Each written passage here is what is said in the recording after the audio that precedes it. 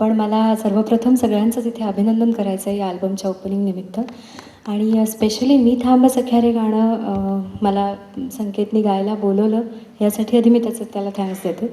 कारण खरंच हे काव्य हे संगीत दोन्ही गायला अतिशय अवघड आहे. समजून त्याला काय अभिप्रेत आहे, काव्यातनं काय अभिप्रेत आहे, हे लोकांपर्यंत गायकाच्या आवाजात थ्रू पोचवलं जात असतं. आणि संकेतला माहिती आहे की ते गाणं पूर्ण होण्यासाठी किती त्यांनी करवून घेतलेलं आहे आणि तेव्हा तो रिझल्ट आला आहे. पण याच्यात या सगळ्यांचं श्रेय आहे. म्हणजे ऋषिकेश म्हणला तसं एक टीमवर्क यांचं सगळ्यांचं खूप छान आहे. आणि मला वाटतं की त्याच्यामुळे आज अजून यांनी असं काम करावं एवढंच त्यांना माझी रिक्वेस्ट आहे की अशी अनेक गाणी नवीन खूप चांगले गायक येत आहेत, या सर्वांना संधी द्यावी आणि गाऊन घ्यावीत त्यांच्याकडनं. धन्यवाद. जसराज इंगरी संकेत असं म्हणाला की 3-4 वर्ष तुम्ही सोबत एकत्र काम करता. ह्या प्रवासामधले थोडक्यात अगदी प्रवासाबद्दल ही प्रक्रिया काय होती?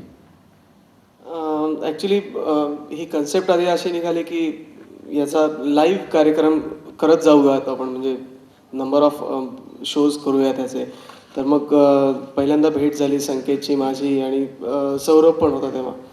मग त्यांनी चाली शिकवल्या, एक एक याने बसायचो आम्ही, मग चाली. मग सौरभनीच तेव्हा लाईव्हच्या दृष्टीने असेल तसं अरेंजमेंट केलं होतं की तबला, हार्मोनियम, काही सिंथेसायझर, गिटार वगैरे तसे काही कार्यक्रम केले. आणि मग काही म्हणजे आता हे 4 वर्षापूर्वी घडलं आहे. मग सगळ्यांचीच डेव्हलपमेंट होत होती. मग सौरभ पण म्हणायला लागला की अरे हे आपण असं करू शकू, हे गाणं आपण. त्यांनी घरी करून पण ठेवलं होतं. मग ते ऐकल्यावर मग असं वाटलं की अल्बम काढला पाहिजे.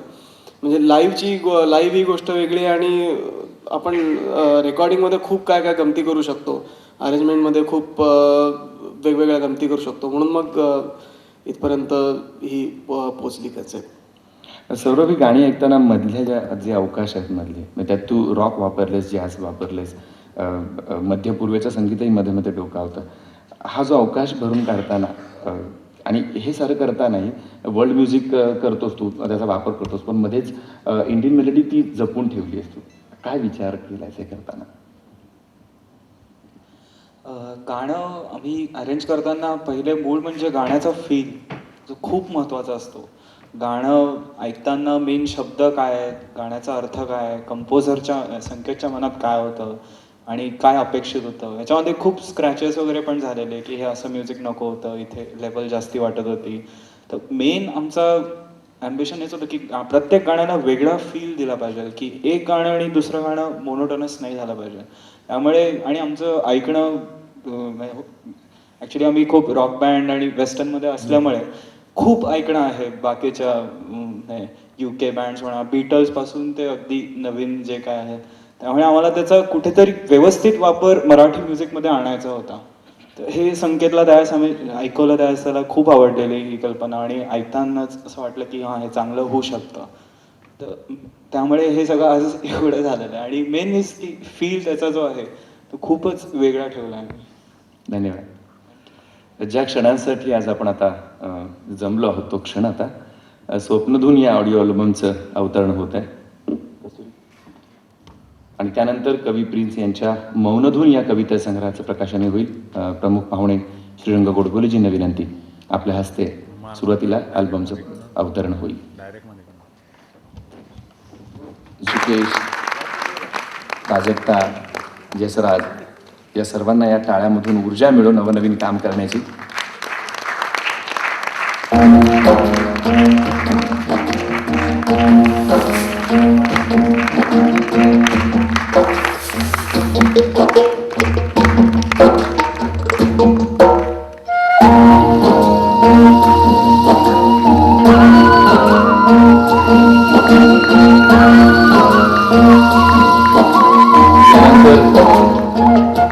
मौनधून या कविता संग्रहाचं प्रकाशनही होईल. 61 कविता आहेत त्यामध्ये. विभवांतर आणि ओएसिस नंतर हा तिसरा कविता संग्रह कवी प्रिन्स यांचा.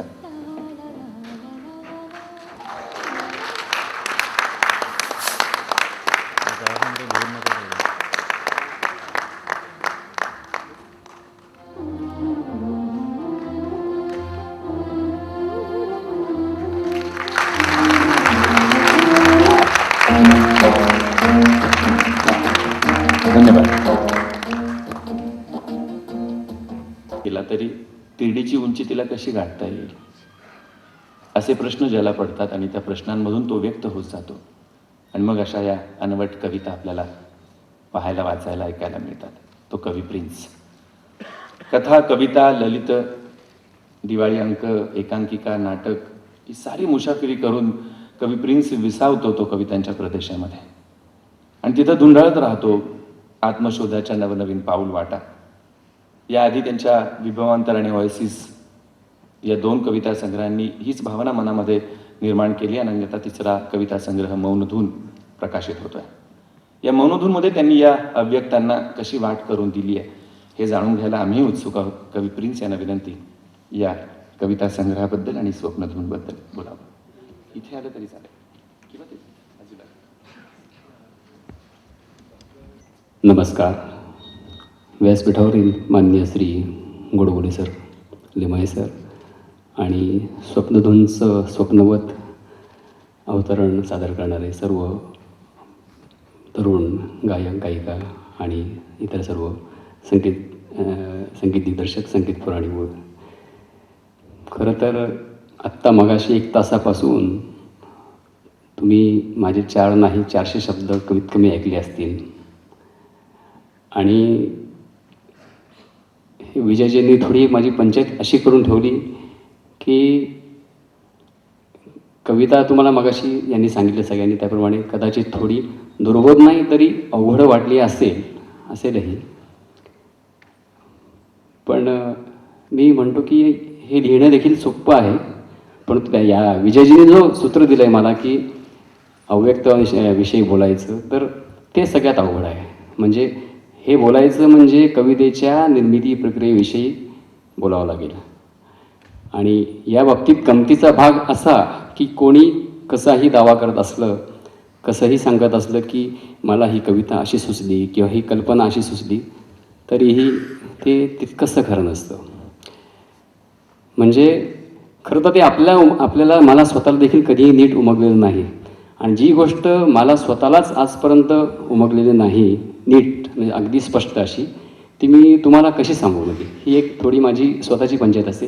आणि खरं तर कुठल्याही जातीवंत कलावंत हीच एक मनोभाव त्याचा हाच असतो. कारण कसं असतं की विशेषतः कवितेच्या प्रांतात आपण जेव्हा मुसाफिरी करतो आणि काहीतरी एक शब्दांचा समुदाय आपण घडवतो तेव्हा असं एक क्षणभर वाटतं की एक म्हणजे तो मृगजळाचा भास असतो की आपल्याला कविता हाताशी लागलेली आहे. परंतु तसं नसतं. कारण थोडं आपण पुढे गेल्यानंतर असं दिसतं की ही कविता फक्त आपल्याला कायम दृष्टीच्या टप्प्यात राहणारी परंतु कधीही हातात न येणारी अशी ती काहीतरी एक वेगळीच गोष्ट असते. आणि म्हणूनच आणि तीच तर खरी कविता असते की जिचा नेमका अर्थ कधीही असा समजत नसतो. अनेक अर्थांचे निनाद घेऊन ती कविता रसिकांच्या वाचकांच्या मनात अंतर्नादात अनेक तरंग उमटवत असते. असं मला एक पहिल्यापासून माझी धारणा आहे. आणि मला वाटतं खऱ्या कवितेचा तो काव्यधर्म आहे किंवा ते काव्यधर्माचे ते खरं सामर्थ्य आहे असंही म्हणता येईल. आता ही सो कॉल्ड अवघड कविता जेव्हा संकेत सारख्या तरुण संगीत दिग्दर्शकांनी आणि विशेषतः त्याच्या सर्व पुण्यातल्या आपण मित्रच म्हणूया की सर्व मित्र परिवाराने आणि ही अत्यंत मोठी माणसं आहेत. ही अजून 2-4 वर्षात ही सगळी मंडळी आपल्याला फार मोठ्या पातळीवरती नाव गाजवताना दिसतील ही मला पूर्ण खात्री आहे. तर या लोकांनी हा जो एक सांगीतिक आविष्कार केलेला आहे स्वप्नधूंचा त्यावरून मी आता एक माझ्यापुरतं म्हणायचं झालं तर ही एक सांकेतिक परिभाषा माझ्या कवितेची ही एक सांकेतिक परिभाषा एक निर्माण केलेली आहे. तिच्यात अनेक अर्थांचे अनेक निनाद उमटण्याचं सामर्थ्य आहे की नाही. कारण विशेषतः कसं असतं की संगीताचा साथ चढल्यानंतर शब्दांना जे काही वजन प्राप्त होतं आणि अगदी प्रांजळपणे सांगायचं म्हटलं तर मी अगदी खुल्या मनाने सांगू इच्छितो की माझ्याच कवितेचे मला जे ते लिहिताना अर्थ अभिप्रेत होते त्याच्याही पेक्षा काही वेगळे सुंदर अवकाश दाखवणारे काही वेगळेच अर्थ या लोकांच्या या संगीत रचनामधून सादर झाले आणि ते फार महत्त्वाचं आहे आयुष्य. आणि खरं तर तेच म्हणजे खरं तर तोच अपेक्षित परिणाम असतो की हेच घडलं पाहिजे बेसिकली. कविता ही अनेक अर्थांनीच उमटली पाहिजे तर ती खरी कविता. तर अशी ही सांकेतिक परिभाषा संगीतने तयार केली. आता राहिला प्रश्न मनातील अव्यक्ताचा. आत्ता हे जे मौन धून पुस्तक आहे याची मी आठवण पत्रिकाच माझ्या मनातील सर्व जे अव्यक्त राहिलेले आहे त्यांना अर्पण केलेली आहे. कारण खरं सांगू का की अव्यक्त ही अशी गोष्ट की राहूनच जातं शेवटी. माणसाचं आयुष्य संपतं पण काहीतरी राहून जातं. तर ही जी एक अर्थता आहे ही अर्थता जीवनाची ही संपूर्ण अर्थता कुठे शब्दांच्या माध्यमातून आणि मग कधीतरी तिला हे स्वरांचा साथ करेल, त्याचे प्रयोग होतील न होतील हा भाग वेगळा. आणि एक जो काही मोजका का होईना पण एक जो खरा प्रतिसाद मिळेल या अपेक्षेने ही सगळी मंडळी काम करत आहेत. आणि मला वाटतं त्यांनी त्यांचं काम अगदीच चोख केलं आहे. त्याबद्दल मी संपूर्ण या तरुणाईचा पूर्ण व्यक्तिशः आभारी आहे की माझ्या कविता तशा अंधारातच राहिलेल्या आहेत की म्हणजे मला वाटतं ओएसिसमधल्या यातल्या कविता बऱ्याचशा आहेत माझ्या आणि या 3-4 कविता या अल्बममधल्या या कविता संग्रहातल्या. तर इतकी ह्या ओएसिस माझा 2002 साली झाला होता. 8 वर्षानंतर हा एक अल्बममध्ये त्याची गाणी उमटतात आणि ती तुमच्याकडून पोचतात. हे एक खूप मोठं काम या लोकांनी केलं आहे. म्हणजे माझी कविता म्हणून नव्हे परंतु एक एकूणच संपूर्ण जीवन जाणीवा समृद्ध करण्याचं एक साधन म्हणून जेव्हा आपण कवितेकडे बघतो तेव्हा मला वाटते ते अव्यक्त हा तिथे संपर्कासारखं काम करत असतो. It is a catalyst. आणि मग हे जे अव्यक्त असते जे राहून गेलेले असते त्यातूनच एका नव्या उर्मीची निर्मिती होते आणि परत नवीन काहीतरी सृजन घडले जाते. मला वाटतं मी अशाच सृजन वाटेवरचा एक प्रश्न पंथस्थ आहे. बस मला वाटतं अजून याच्याविषयी काय सांगू. धन्यवाद.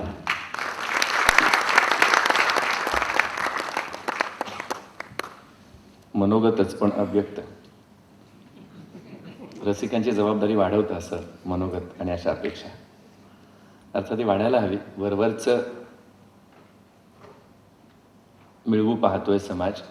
अशा वेळेला खोल डुबी मारणारे तुमच्यासारखे रसिक आवश्यक आहेत या सगळ्या बदलांसाठी. यज्ञ घर अण्णा देशपांडेंचं जन्मदाता या नाटकांचं संगीत दिग्दर्शन त्या माध्यमातून तुमचा परिचय झाला आहे ज्यांचा. मनाची गुंती, सखी, नाते रक्ताचे यासारख्या दूरचित्रवाणी मालिकांतून ते आपला आविष्कार घेऊन तुम्हाला घरी भेटलेले आहेत. आणि आकाशवाणीसाठी संगीतबद्ध केलेल्या रचनांकरता राष्ट्रीय पारितोषिक प्राप्त संगीतकार अभिजित लिमये या तरुणाईचा हा प्रयत्न पाहण्यासाठी त्यांच्या पाठीवर कौतुकाची थाप ठेवण्यासाठी आज आवर्जून उपस्थित राहिले.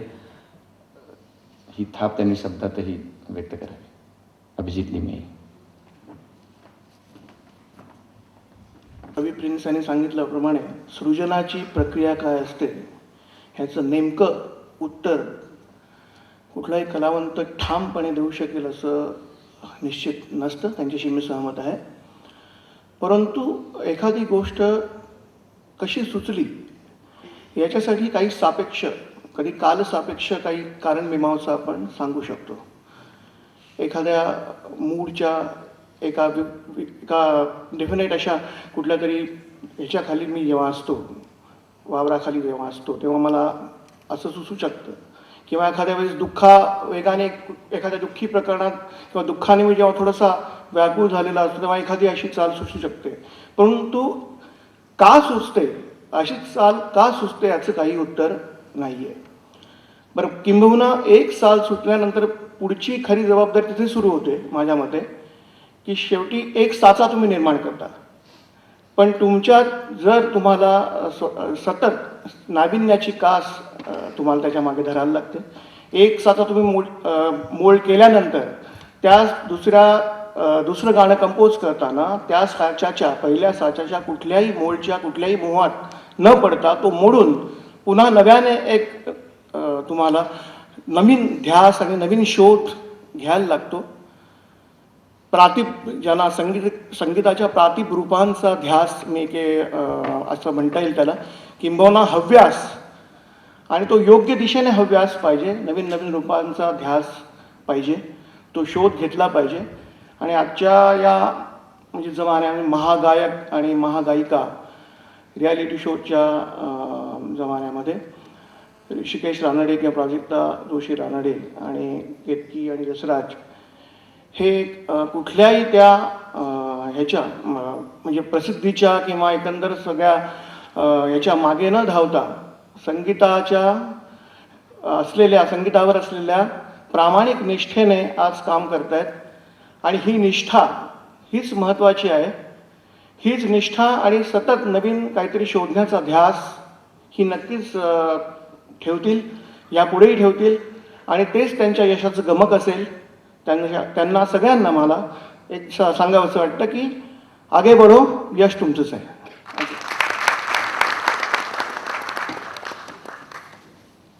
तू थक के ना बैठ अब उडान बाकी है, असा हा आशीर्वादाचा शब्द. अभिनयाच्या तरुणाईकडे श्रीरंग गोडबोलेजी कसं पाहतात ते ऐकायला आपण उत्सुक आहात. मी गोडबोलेजींना विनंती करतो. मनोगत सादर केला.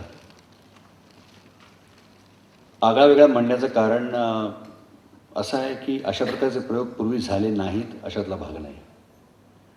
मी आधी जी नावं घेतली या सगळ्या लोकांनी सुरुवातीला भास्कर चंदावरकरांनी नक्षत्रांचे देणे जेव्हा केला होता कवितांचा कार्यक्रम तो मी पाहिला होता. आनंद मोडकांनी चंद्रकांत काळेंनी ज्या प्रकारचे प्रयोग विविध प्रकारचे केलेले आहेत. कविता सर्व लोकांसमोर या संगीताच्या माध्यमातून आणण्याचे जे प्रयत्न झालेले आहेत ते बरेचसे मी पाहिलेले आहेत. त्याच्यापेक्षा हा वेगळा का होता याचं मला सगळ्यात महत्त्वाचं कारण असं वाटतं की एका अत्यंत तरुण रसरस्त्या अशा एका ग्रुपनी हा प्रयत्न केलेला आहे. अशा प्रकारच्या प्रयत्नात आम्ही पण पूर्वी होतो, पण त्याच्यामध्ये कोणीतरी जब्बार पटेल असायचा, कोणीतरी आनंद मोडक असायचा, कोणीतरी चंद्रकांत काळे असायचा. याच्यामध्ये हे सर्वजण आहेत हे एका विशिष्ट वयोगटातले आहेत आणि त्या सगळ्यांनी मिळून हा एक शोध घेण्याचा प्रयत्न केला आहे. म्हणून मला हा खूप वेगळा वाटतो. एक बोलता बोलता मगाचपासून एका गोष्टीची कंपॅरिझन होते ती मला फारशी आवडत नाही आहे म्हणून मी ते नमूद करू इच्छितो की मला संदीप खरे आणखीन डॉक्टर सलील कुलकर्णीच्या पण कविता आवडतात. असं काही नसतं की कोणीतरी आकाशात आहे आणि कोणीतरी बुडी मारून बघतोय, असं काही नसतं. प्रत्येकजण काहीतरी शोधण्याचा प्रयत्न करत असतो. कुठेतरी एक अस्वस्थता असते आणि मला वाटतं तीच अस्वस्थता आत्ता या सगळ्या ग्रुपमध्ये आहे. काहीतरी शोधतायत सगळे. जे शब्दातनं कळत नाही ते सुरातनं शोधतायत, तालातनं शोधतायत. तिथे जर का कमी वाटलं तर कुठेतरी चित्र काढतायत, तिथेही कमी वाटलं तर कुठेतरी मल्टीमीडिया आहे आणि प्रकाश आहे आणि तुमची दाद आहे. या सगळ्यांना मिळून काहीतरी शोधण्याचा प्रयत्न आहे. यश अपयश त्याला मिळणारी कीर्ती प्रसिद्धी मला वाटतं या सगळ्या गोष्टी तात्कालिक आहेत, त्या फारशा महत्त्वाच्या नाहीत. असं करावं असं वाटणं हे महत्त्वाचं आहे आणि ते कोणाला कसं करावं असं वाटतं ज्याचा त्याचा वैयक्तिक प्रश्न आहे असं मला वाटतं. यशाच्या मागे धावून काही कलाकृती निर्माण होत नाही, ती आपले आपलेच निर्माण होते. यश त्याच्या मागून येतं. जे यशाच्या मागे धावून काहीतरी करायला जातात तो संपूर्णपणे एक वेगळाच विचार आहे. मला हे असं मुद्दामून सांगावं असं का वाटतं याचं कारण कुठेतरी आम्ही पण एक प्रयत्न करत असतो. आता मी समजा गाणं लिहितो, गीतकार म्हणून मी काम करतो, तर कवी म्हणजे श्रेष्ठ, गीतकार म्हणजे कनिष्ठ, कवी म्हणजे डोहात बुडणारा, गीतकार म्हणजे पैशाच्या मागे लागलेला, असं नसतं. सगळ्यांना एक काम करत असतात शोधण्याचं. ते काम कुठल्या चौकटीत तुम्ही करताय, ती प्राप्त चौकट काय त्यात तुम्हाला काम करायचं असतं. ती चौकट आपल्याला हवी तशीच मिळते असं नाही. आरती प्रभूंची चौकट मला मिळाली असती तर मी खूप भाग्यवान झालो असतो, पण माझी ती प्राज्ञा नाही, माझी ती प्रतिभा नाही. मला जी चौकट मिळाली ती गीतकाराची आहे, त्या चौकटीत मी जास्तीत जास्त चांगलं काम करीन. प्रत्येक वेळेला मला वेगळी चौकट मिळेल करायची. मी टेलिव्हिजनवरती प्रोग्राम करीन, ते सवंग असतील असं कोणी म्हणेल, पण मी माझा शोध चालू ठेवीन.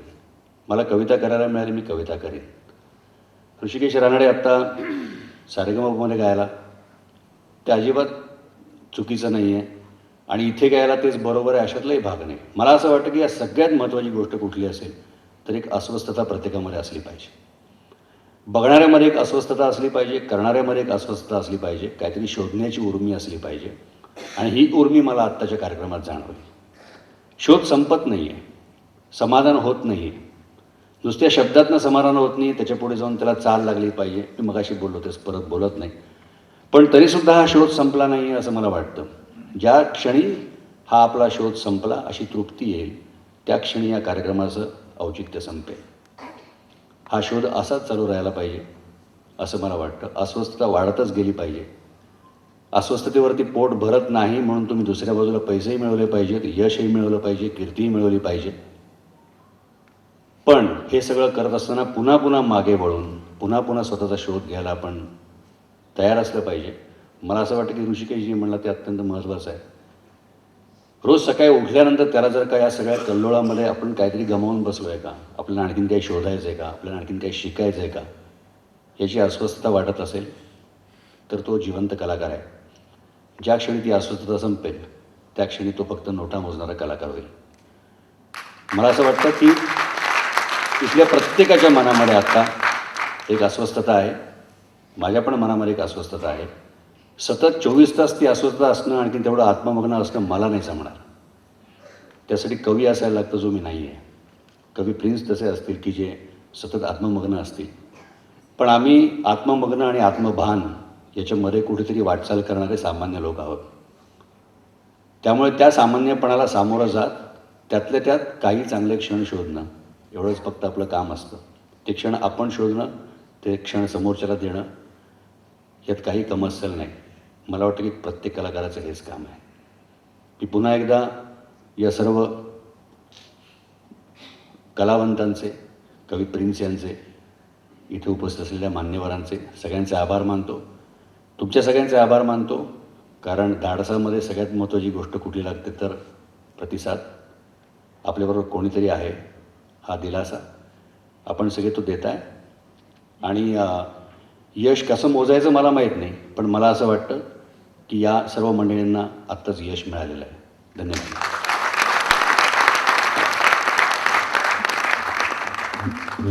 धन्यवाद गोडबोलेजी.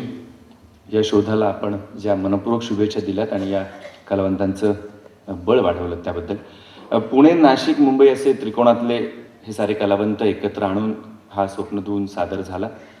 त्याला हस्ते परहस्ते सहकार्य करणाऱ्या व्यक्ती आणि संस्थांचे आभार व्यक्त करण्यासाठी मी आमचे सुनील हरिश्चंद्र यांना विनंती करतो. त्यांनी यावर. या सृजनशील व्यासपीठावर इतके मान्यवर उपस्थित आहेत. अशा अवस्थेत माझ्या सृजनशीलतेला कुठेतरी वाव मिळावा असं वाटत होतं, म्हणून की काय कदाचित माझ्या हातात आभार प्रदर्शनाचा कागद आलेला आहे. तरी आताच रंगाकाका आमचे बोलले, शोध, अस्वस्थता आणि प्रवास एकंदरीतच यावर एकच ओळ बोलू इच्छितो. या ओंजळीत माझ्या साचून ठेवते सारे, या ओंजळीत माझ्या साचून ठेवते सारे, उघडली जरी कधी ती खुलावे मोर पिसारे. थँक्यू. आभार प्रदर्शन. स्वप्नधून या अल्बमच्या आणि मौनधून या काव्यसंग्रहाच्या प्रकाशनानिमित्ताने हा जो सोहळा संपन्न झाला त्यामागे अनेकांचे मदतीचे हात आहेत. त्याविषयी कृतज्ञता व्यक्त करण्यासाठी मी आभार प्रदर्शन करीत आहे. प्रमुख अतिथी आमचे काका श्रीरंग गोडबोले, श्री अभिजित लिमये. मुख्य म्हणजे आपण सर्व उपस्थित रसिक मान्यवर, संगीतप्रेमी. आपल्या उपस्थितीशिवाय हा कार्यक्रम यशस्वी होऊच शकला नसता. आपल्या प्रतिसादाबद्दल आम्ही सगळे आभारी आहोत आपले. आजच्या कार्यक्रमाचं ध्वनी संयोजन केलं ते श्री नितीन चव्हाण, प्रकाश योजना श्री संजय तोडणकर, रंगमंच नेपथ्य व्यवस्था निवृत्ती व उमेश, यशवंत थिएटरचे सर्व कर्मचारी. या कार्यक्रमाच्या संयोजनासाठी निखळ मैत्री भावनेने सहाय्य करणारे श्री जयंत जोशी व प्रशांत हिरे. स्वप्नधूनचे निवेदन ज्यांनी केलं ते श्री रामदौन. आणि संपूर्ण कार्यक्रमाचं काव्यात्मक सूत्रसंचालन करणारे आमचे श्री विजय कदम. आणि मुखपृष्ठ शिवाय हे जे तुम्ही फ्लॅट्स इथे जे बघताय चित्रकारितेचे ते घडवलेले ज्यांनी म्हणजे ही चित्रीकारिता केली त्या श्रावणी पुराणिक,